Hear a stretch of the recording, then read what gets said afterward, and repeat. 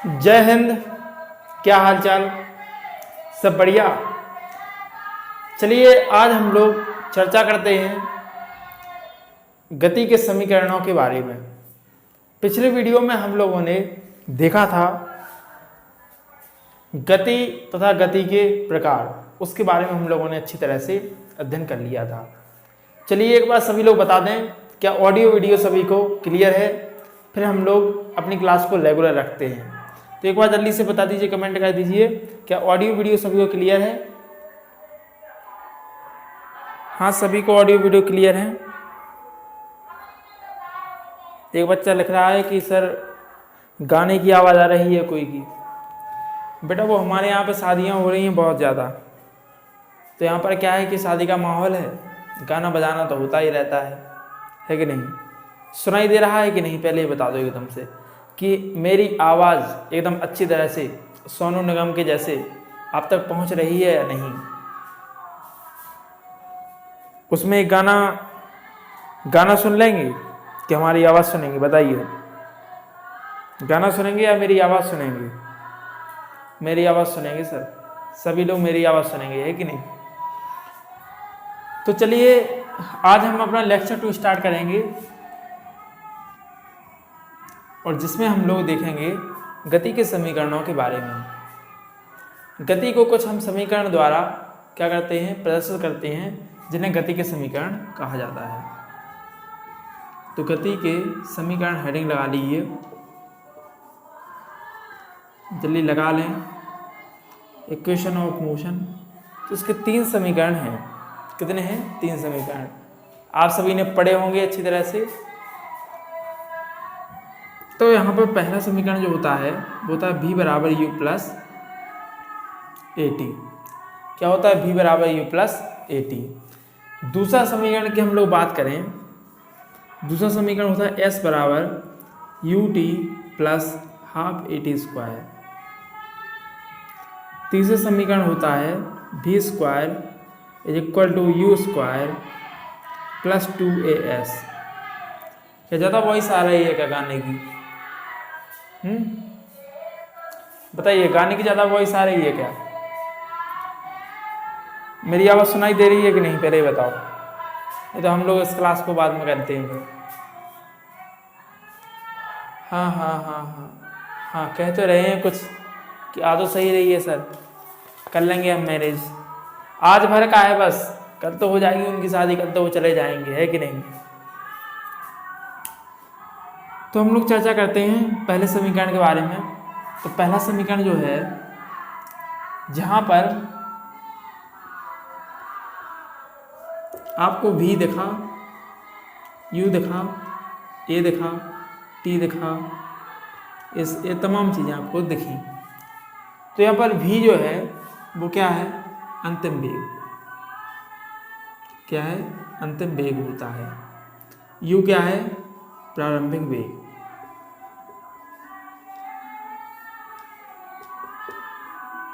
ये क्या है यहाँ पर? त्वरण, एक्सेलरेशन। और टी क्या है?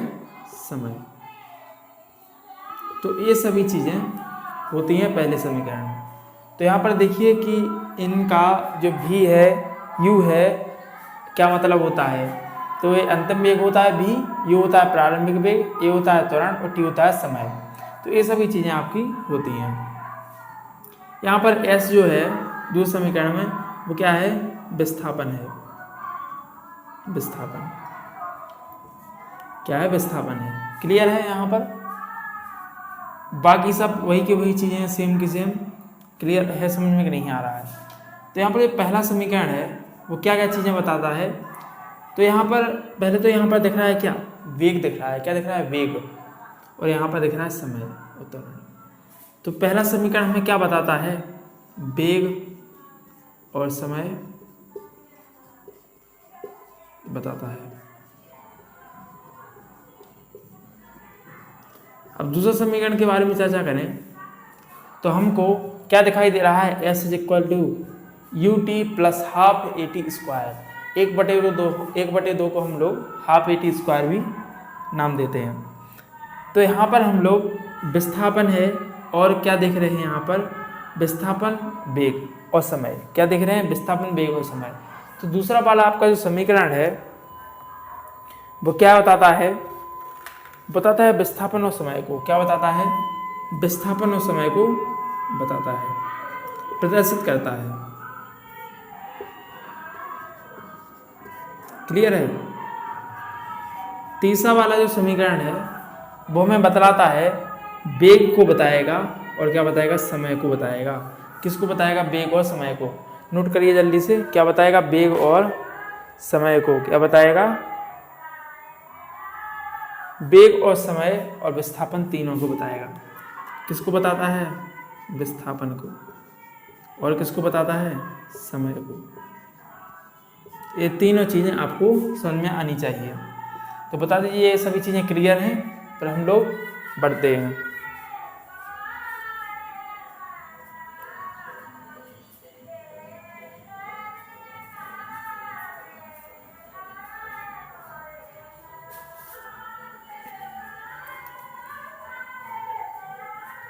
अब एक और फॉर्मूला यहाँ पर आता है, तो वो भी हम देख लें कि टी वे सेकंड में चली गई दूरी। ये भी फॉर्मूला लगता है, तो ये भी आपको आना चाहिए। तो ऐसे यहाँ पर देखो विस्थापन और दूरी कुछ कुछ मायने में सेम हो जाती हैं, लेकिन है दोनों अलग होती हैं। तो ऐसे इक्वल टू क्या होता है? यू टी प्लस हाफ, और यहाँ पर होता है ए 2t माइनस 1, यानी टी भी सेकंड में। अगर आप n लिखना चाहें, कहीं पर आपने n देखा हो तो n लिख सकते हैं। तो n भी सेकंड में क्या लिखेंगे यहाँ पर? 2n माइनस 1। तो ये फॉर्मूला आपका होता है। क्लियर है कि नहीं है? क्या होता है? s is equal to u, t नहीं होगा बाबू, टी नहीं होगा, सॉरी, हो जाती है मिस्टेक। तो क्या होगा? s is equal to u plus half a 2n माइनस 1 ब्रैकेट में, और ये आपका फॉर्मूला क्या होता है? n भी सेकंड में चली गई दूरी के लिए ये फॉर्मूला लगता है। अब हम लोग बारी बारी से इसमें क्वेश्चन सॉल्व करेंगे और देखेंगे उस क्वेश्चंस के बारे में। चलिए, ये सभी चीज़ें क्लियर हैं? क्लियर है तो जल्दी से ऐसे लिख दीजिए।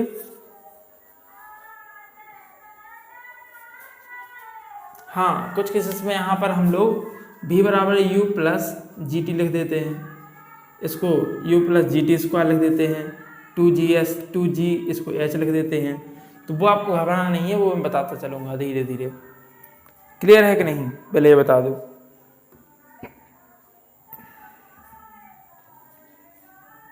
चलिए अब हम लोग बढ़ते हैं आगे। नोट कर लिया आप सभी ने?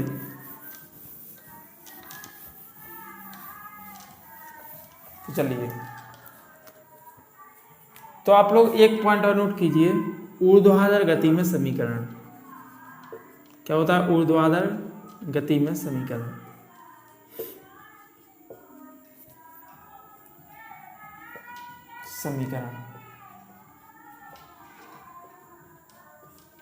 अब समझिए ऊर्ध्वाधर गति में समीकरण मतलब वर्टिकल जो मोशन होती है ऊर्ध्वाधर, यानी कि ऐसे फेंकेंगे हम कोई वस्तु, ऐसे एकदम।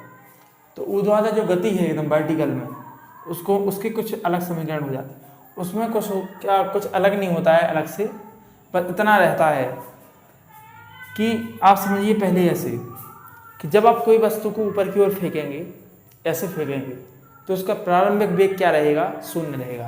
ये समझने वाली बात है। तो u इज इक्वल टू यहाँ पर क्या होगा? 0 होगा। जब हम लोग ऊर्ध्वाधर गति में फेंकेंगे, क्या फेंकेंगे? कोई वस्तु को ऊर्ध्वाधर गति में उछालेंगे या फेंकेंगे, तो u इज इक्वल टू क्या हो जाएगा? यहाँ पर 0 हो जाएगा।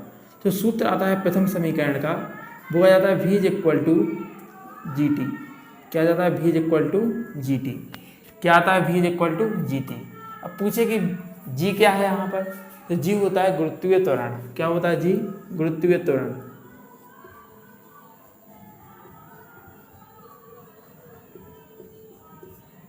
गुरुत्वीय त्वरण क्लियर है? क्या होता है? g बराबर गुरुत्वीय त्वरण। इसी प्रकार दूसरा समीकरण, तो अब हम लोग जैसे देखें इसी में u t plus half G T square. ये अगर सूत्र लिखें तो यहाँ पर u और u क्या है, 0 है, तो t भी क्या हो जाएगा, 0 इंटू टी, तो 0 हो जाएगा। तो यहाँ पर हम h को क्या मानते हैं, h, यानी ऊंचाई में जब हम फेंकते हैं तो हम लोग उसको h यानी हाइट से प्लस करते हैं h को।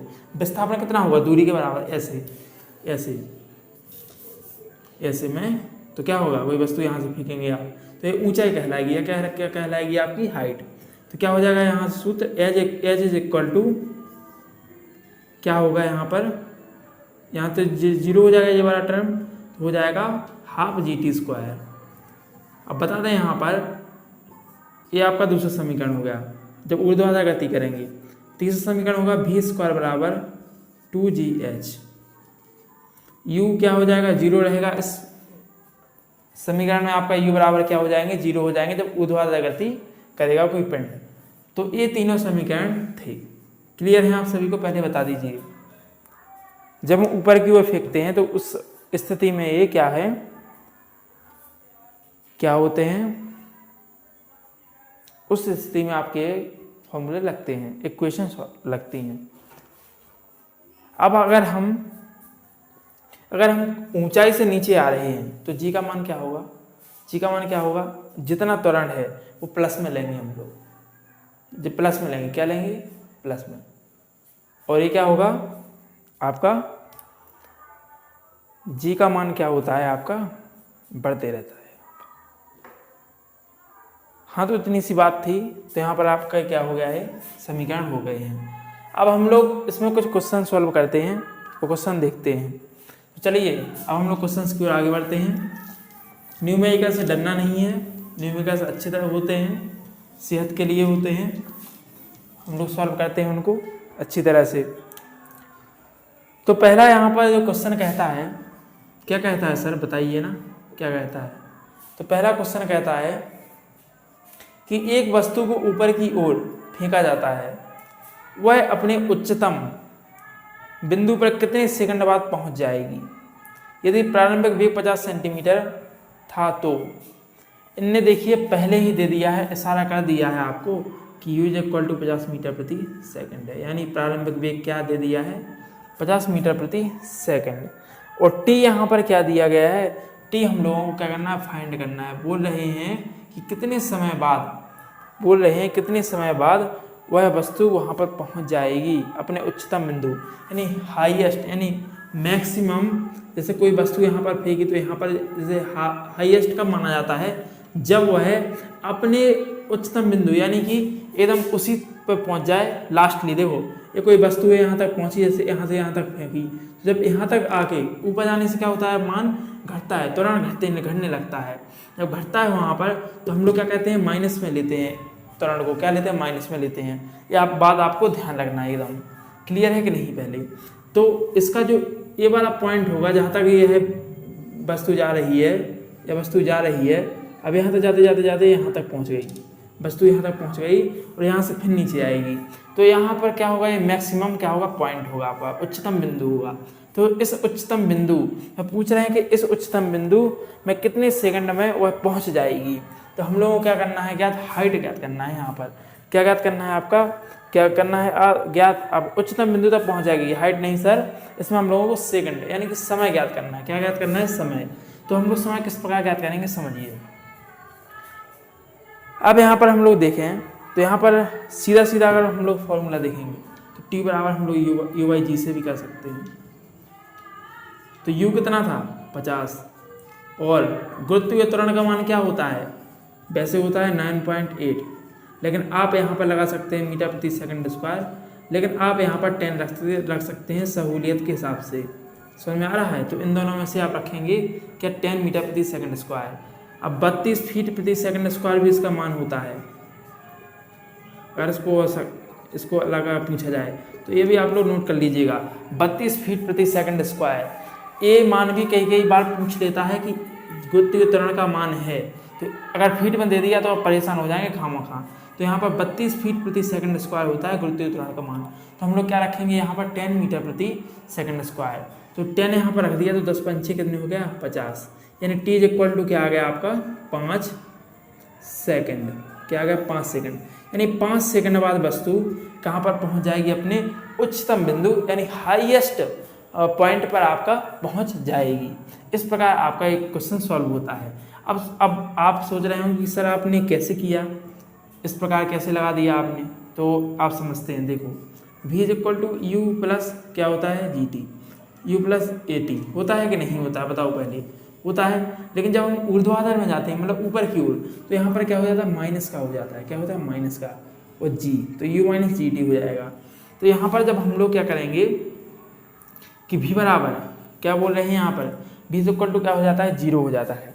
जब v इज इक्वल टू यहाँ पर जीरो हो जाता है, यानी जब वो है अपने उच्चतम बिंदु तक जाएगी, तो उसका क्या होगा, उसके वेग यानी अंतिम वेग कहाँ पर माना जाएगा, यहीं पर माना जाएगा, जहाँ वस्तु शांत होगी एकदम से। तो यहाँ पर माना जाएगा, है कि नहीं, माना जाएगा कि नहीं, जल्दी से बताओ पहले। हाँ, तो क्या माना जाएगा, जीरो यानी शून्य माना जाएगा। जब शून्य माना जाएगा तो हम लोग क्या कहते हैं कि u यहाँ पर लेके आते हैं। अब u ना लाओ आप लोग तो gt लेके आ जाओ। अब gt लेके आओगे, u v बराबर हम लोग जीरो रख देंगे, यानी अंतिम वेग हम लोग जीरो रख देंगे। तो यहाँ पर क्या हो जाएगा, gt बराबर u, तो t बराबर हम लोग यह समीकरण लग सकते हैं कि नहीं, बताओ, आ सकता है कि नहीं। तो इस प्रकार हम लोगों ने यह वाला समीकरण से सॉल्व किया है। सीधा आप t बराबर u बाई जी लगा देंगे, क्वेश्चन आपका सॉल्व हो जाएगा। अब एक क्वेश्चन में आपको इसके PDF फॉर्म या यहाँ पर आपको शो करेगा, कुछ टाइम बाद शो करेगा, तो यहाँ से आप लोग उसको नोट कर लीजिएगा क्वेश्चन को। क्लियर है कि नहीं, पहले ये बता दीजिए। चलिए सभी को क्लियर हो गया है, क्लियर हो गया है। हम लोग बढ़ते हैं आगे, बढ़े बताइए। चलिए तो हम लोग अब बढ़ते हैं नेक्स्ट क्वेश्चन की ओर अपनी। समझ में आ रहा है ना तुमको, समझ में आया कि नहीं, बताओ पहले। चलिए नेक्स्ट क्वेश्चन की ओर आगे बढ़ते हैं। तो हम लोग देखेंगे कि एक वस्तु को 70 मीटर प्रति सेकंड के वेग से ऊपर की ओर फेंका जाता है। तो यहाँ पर कह रहा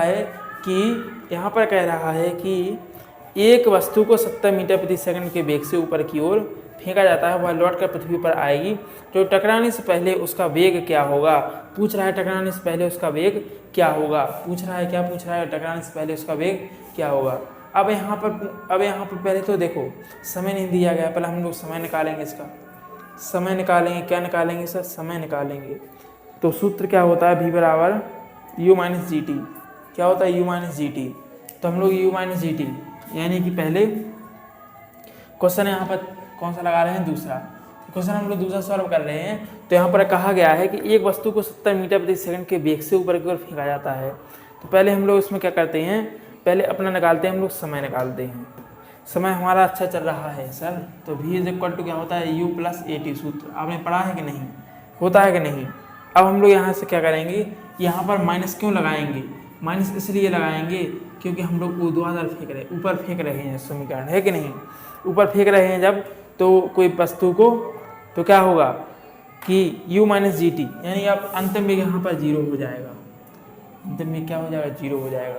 तो u यहाँ पर क्या है आपका, u क्या है, 70 है। क्या है, 70 है। क्या है, 70, क्या है, 70, हाँ बिल्कुल सही कह रहे हैं सर, 70, क्या है, 70 है। तो हम लोग यहाँ पर माइनस 10t कर देंगे। अब यहाँ से हम लोग लेके आएंगे तो 10t यहाँ पर आ गया, और 70 यहाँ पर लिख देंगे हम लोग। t इज इक्वल टू क्या हो जाएगा, 70/10, 10 सत्ते 70। t इज इक्वल टू कितना आ गया, 7 सेकंड आ गया आपका।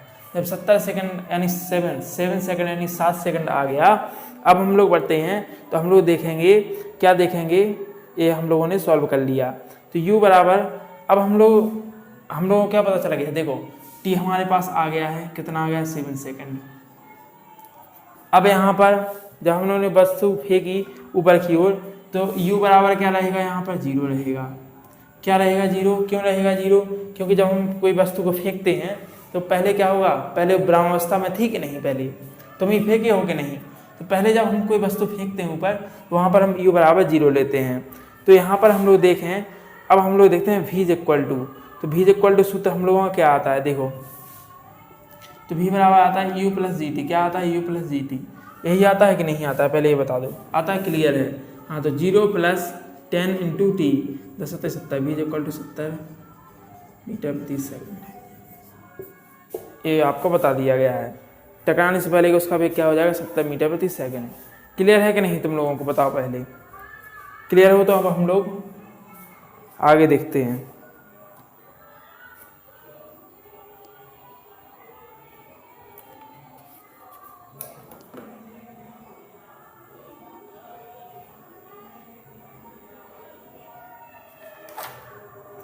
चलिए हम लोग नेक्स्ट क्वेश्चन सॉल्व करेंगे यहाँ पर।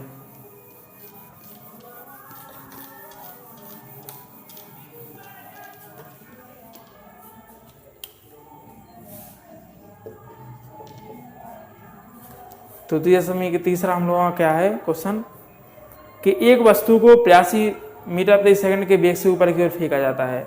एक वस्तु को हम लोग कहाँ फेंक रहे हैं? 82 मीटर प्रति सेकंड के वेग से ऊपर फेंक रहे हैं। तो 82 मीटर प्रति सेकंड के वेग से ऊपर फेंक रहे हैं। क्लियर है कि नहीं? पहले बता दो क्लियर है कि नहीं।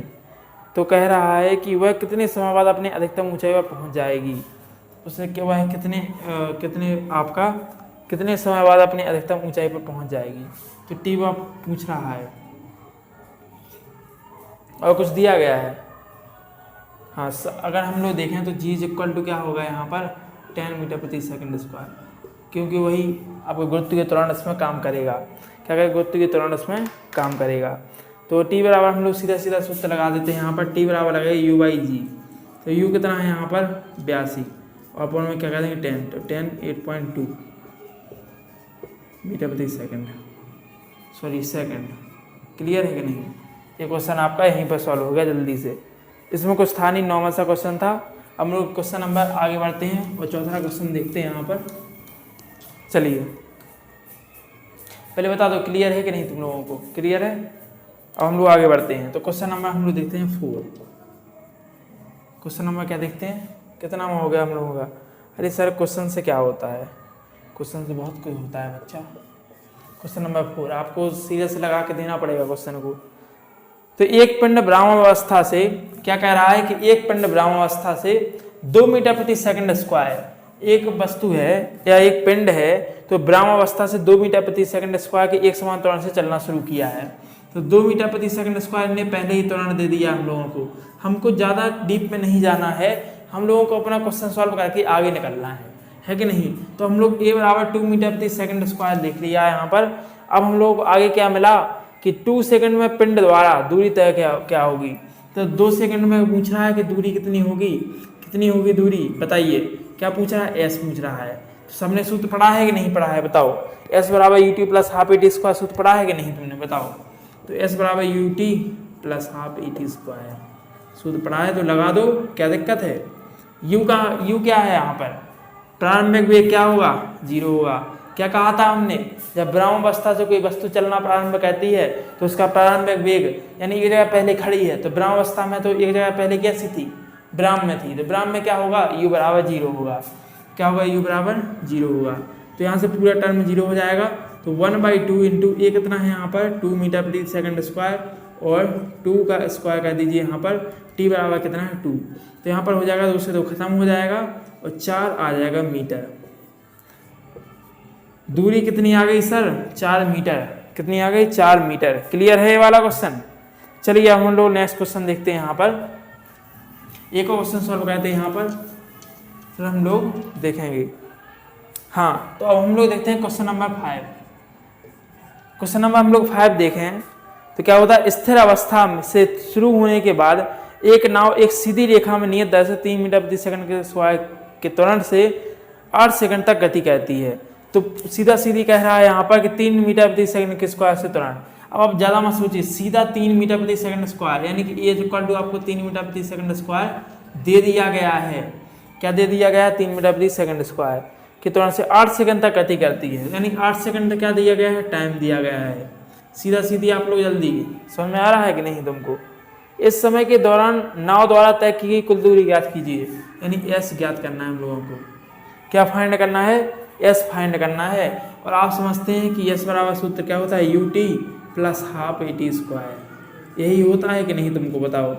यू कितना होगा? 0 होगा। क्यों होगा 0? क्योंकि वह प्रारंभ से चलना स्टार्ट की थी, यानी पहले रुकी हुई थी, फिर वो बड़ी जब अपनी सवारी ले ली पूरी उसने, जब चली वो, समझ में आ रहा है कि नहीं तुमको। और ये क्या है यहाँ पर, ये क्या दिया गया 3, और टी कितना समय है 8 सेकंड, तो 8 का स्क्वायर कर दीजिए, तो यहाँ पर 0 हो जाएगा पूरा टर्म, और 1/2 इंटू 3 इंटू 8 रही 64, तो 32 दूनी 64 और 32 थी, कितना हो जाएगा आपका 96 मीटर दूरी हो जाएगी। कितनी दूरी तय की हमारी नाव ने, तो 96 मीटर दूरी तय की। कितनी दूरी तय की, 96 मीटर। क्लियर है, एक बार सभी लोग बता दें, क्लियर है कि नहीं, पहले बता दें एक बार।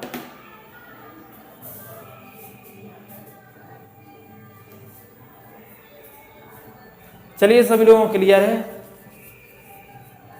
चलिए आज का ये वीडियो लेक्चर हम लोग यहीं तक रखते हैं, मिलते हैं नेक्स्ट वीडियो में, तब तक के लिए धन्यवाद। जय हिंद एवरीवन।